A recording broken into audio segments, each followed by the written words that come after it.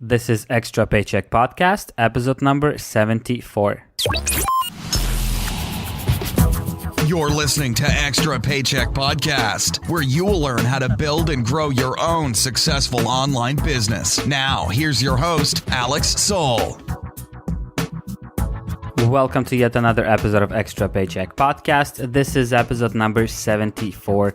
And in today's episode, we will be talking about how you could get the attention of an influencer in your niche. First thing first, if you don't know who are the influencers and what exactly it means, an influencer is someone who has a lot of authority in your very specific niche. So let's say when it comes to affiliate marketing, we could say that Pat Flynn has a lot of authority. If it comes to marketing in general, we could name someone like Gary Vaynerchuk. And basically, in every niche, in every industry, there's someone who has a lot of credibility, a lot of authority, and that person is usually considered an influencer. And there are a lot of kind of influencers, a lot of different levels, if you want to put it this way. Sometimes people put them as A-list influencers, B-list influencers, meaning that the more popular, the more celebrity status they are, the higher grade they get. So someone like Gary Vaynerchuk, once again, he'll probably be the A-list influencer in his industry. And so it goes on. So there are different kinds of influencers. And why am I doing this episode? Why should you think about getting attention from your influencers and what it could do for you or for your business? So the very first thing being is that when you release something new, some kind of content, if you publish a new book, if you want to get any kind of advertising, not really advertising, but if you want the word to get around, if you want people to hear about your content, if you want new listeners to your podcast, if you want new readers to your blog, going through an influencer is a really, really great way to get new readers, to get new listeners, to get basically new audience and new fans to your brand. This happens when an influencer mentions you in a tweet or in an email or in a video. It doesn't really matter where they mention you. But if they talk about you or your brand or your products, you could be sure that this will cause an increase of traffic, at least for a while. And eventually, some of these people will become your fans as well. And they will start following you. They will start consuming your content, buying your products, and so on. And this is why it's a great idea to get other influencers on board. And it's a great idea to get people talking about you. However, many of you will think that there's a problem with that. How do you get an influencer? How do you get someone super busy, super popular, super known, rich often, to talk about you, about someone who's probably just starting their business and you might not have much to show for it? What can you offer them and how can you get their attention? Well, the very first thing is that I've noticed a lot of people would not reach out to influencers for the simple reason that they are scared of being rejected. None of us like rejection, but I always told myself, what's the worst that could happen? I ask them for something, they tell me no.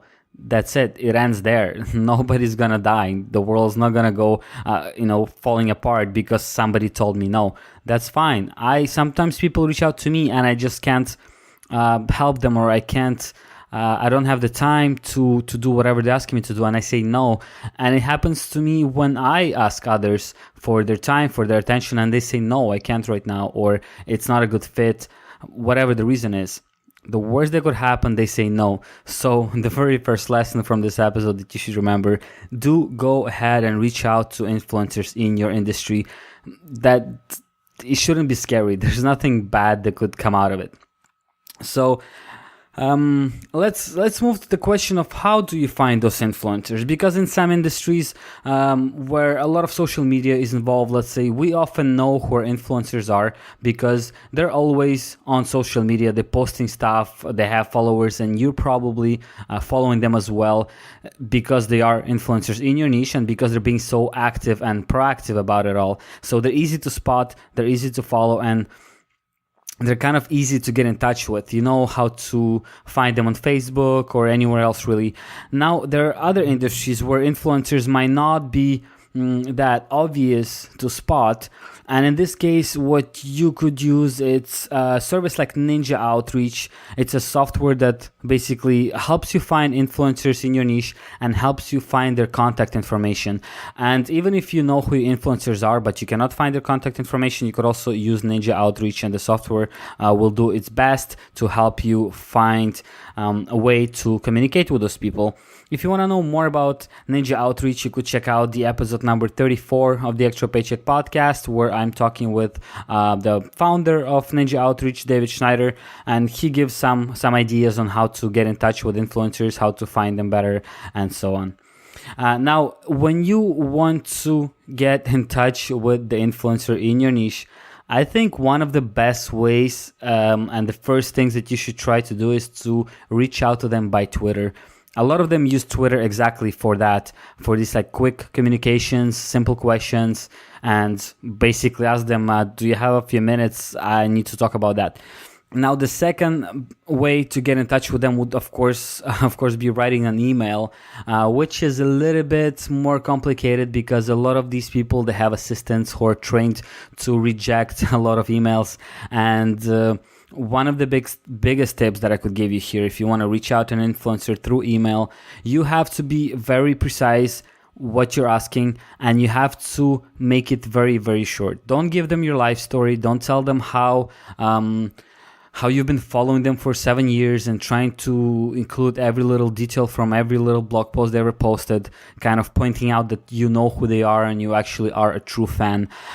Don't do any of that. That's just waste of their time and it's waste of theirs. And when they open an email with a lot of text which starts, "Hey, I've been your fan for 27 years. I'm running this business and my mother is 79 years old and I have 2 cats. They don't care. They don't want to lose time on that. They're just going to delete that email. So make it really, really quick and make it to the point. Now, if you want to ask them something to just get a reply from them, don't expect a long reply and make the question, as I just said, really, really quick and kind of make it obvious so they don't have to spend a lot of time thinking what to reply and how to do it properly. Just make it easy for them to get back to you, and you probably will get your answer. I mean, that's not guaranteed, but sometimes you will get your answer. Very often you would actually get an answer from that person, from your influencer. Now, if you want something more elaborate, of course, there has to be something in it for them. So what a lot of people tend to do to get the influencer's perspective on a certain subject, on a certain point, they do kind of a roundup. So basically you contact like 5, 10, 20 people in your niche, influencers, and you ask them advice on some very specific subject. Let's say you could ask them, what is the hardest thing you had to do in your business, or how do you become more productive? What is like the most important thing you could suggest to someone who wants to become more productive? And you ask all these people the same question, and you approach your influencers with exactly that. You're telling them, look, I'm doing a blog post with this kind of tip from 20 top influencers in my industry, and I consider you one of them, so I would really appreciate your thoughts on this, your opinions, or just an answer to this question. And many of them will reply because that's kind of fun and it's interesting. People love roundups, and it doesn't really take much of the time. If it takes 30 seconds, a minute to write that reply, there is a chance that they will actually do it. Now, when it gets a little bit trickier is if you want to interview an influencer, either for your blog or for your podcast. Now that gets a little bit more complicated because they'll have to dedicate a lot more than a minute of their time to you. It will have to be, 20 minutes, 30 minutes, 40 minutes. And that's something that I have to do for my podcast as well. I've done that many, many times. And what I try to base it on, well, at least sometimes, I try to kind of figure out which entrepreneurs, which influencers are just about to launch something new. Either they just wrote a new book and they're about to launch it, or they are coming out with a new product or the new software or new training or whatever that is. And I try to kind of reach out to them right before that happens. I know that they will take the opportunity to promote their new whatever it is they have been working on so hard, they want to promote it on podcasts. They want to promote it pretty much wherever they can, because the more people jump on the product during the launch of the product, the more buzz it creates, the more viral it goes, and the more people hear about it. So they will probably give you that 20, 30, 40 minutes to talk about their product. And the thing is, you're not going to spend the whole episode talking about their new product or the new service or the new book. You will be mostly asking questions about this person's expertise. You will be asking them whatever questions that you want answers for. And at the same time, of course, you'll have to mention that book or whatever they have been working on. You'll have to promote it a little bit, but that's a very small price to pay. And most of the time, if you like that person, if you like the influencer, if you like their work, you will be more than happy to promote their stuff because you're interested in what they've been working on. So that's another tip on how to get the influencer's attention and to actually get quite a bit of their time to work with you on whatever you want. As I mentioned, a podcast, a video, maybe even a book. Another way to get on the radar of big influencers is to be very, very active in their communities. So a lot of these people, they have blogs, they have YouTube videos, they have, Instagram accounts, Twitter, and just try to be active where they are active. Try to interact with them, and even though they might not reply right away, eventually they will start noticing you. So one of the great examples would be going to their blog. If you go to their blog, you read their posts regularly, and then you reply to those posts.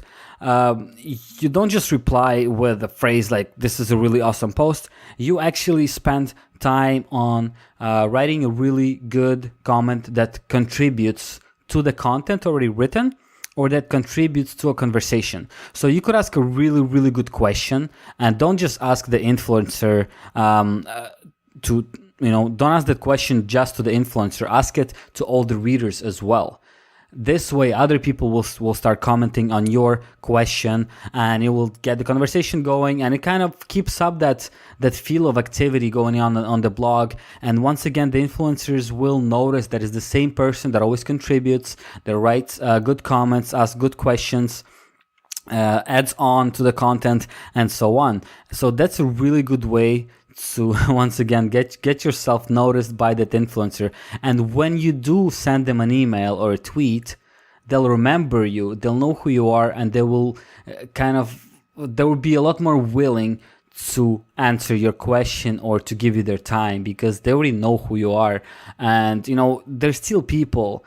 We put them on this pedestal and thinking they're superstars, but when you interact with their content and with their audience often enough, they will click on your name there. They will click on your profile because they are also curious who you are, what you're doing there, what's your story. They will check you out and they'll know who you are once you reach out to them. And now this is a more of a long-term relation building kind of thing. It's not, you can't start building a relationship and expect that they will start noticing you and become your best buddy in a week or so. But it's worth doing for maybe eventual business relationship, or it could be anything really. You could help each other promote your stuff, and that's something that you should be really thinking about. All right, now another thing that I would like to mention here, and this is not of a how to get to the influencers, but rather why it's good for you. And I'll give you a really specific example that has happened for many of my episodes. This is episode number 74, and I think at least 45 to 50 episodes of my podcast, maybe even more, had a guest of some sort, some kind of influencer in their own industries. And whenever I release the podcast, what those people do, they tweet about it. Sometimes they send the link to their emailing list. Sometimes they post the link on their blog or on their website. So it always gets me new listeners. I get a fraction of their fan base to listen to my podcast, and a fraction of the fan base that came to my podcast stays on my podcast, and they actually subscribe to my podcast, they subscribe to my blog because they like the kind of content I produce as well. So this is really cool, and that's without mentioning the fact that when they link to me, I still get backlinks from it, and usually they do follow backlinks. I don't even know if that matters for SEO anymore, or it doesn't. There's a lot of conflicting information. People keep on arguing that backlinks are dead, that they aren't. In my opinion, backlinks are not dead. It is still a very valuable way for Google and other search engines to measure the popularity of your content.